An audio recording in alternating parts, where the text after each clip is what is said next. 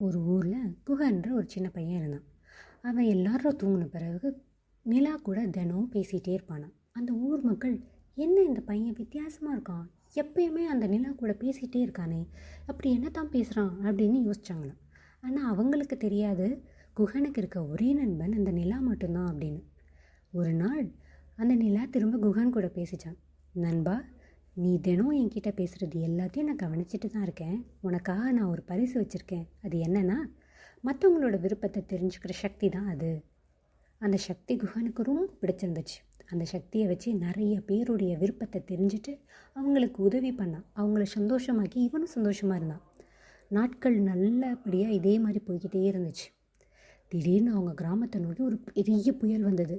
நீ கொடுத்த சக்தியோட இவ்வளோ பெரிய புயலை எப்படி சமாளிக்கிறதுன்னு பதட்டத்தோட குஹன் நிலாவை பார்த்து கேட்டான். நிலா, நீ போய் புயலை சமாளிக்கிற வேலையை பாரு, உதவி உனக்கு தானாக வந்து சேரும் அப்படின்னு சொல்லிச்சு. ஆனால் அந்த நிலா சொன்ன மாதிரியே ஊர் மக்கள் ஒவ்வொருத்தராக குஹன் வேலை செய்கிறத பார்த்துட்டு அவனுக்கு உதவி பண்ண முன் வந்தாங்க. எல்லாரும் சேர்ந்து ஒரு வழியாக புயல்லேருந்து தப்பிச்சிட்டாங்க, கிராமத்தை காப்பாற்றிட்டாங்க. இதெல்லாத்தையும் மேலேருந்து பார்த்துட்டு இருந்த நிலா ரொம்ப சந்தோஷத்தோடு ஒளிர ஆரம்பிச்சிச்சு. ஒரு குழந்தைக்கு நம்ம பரிசு கொடுத்துட்டோம் அப்படின்றதுக்காக கிடையாது, நம்மளால் ஒரு குழந்தைக்கு இன்றைக்கி ஒரு ஊரே குடும்பமாக கிடச்சிருக்கு அப்படின்ற சந்தோஷத்தில் தான்.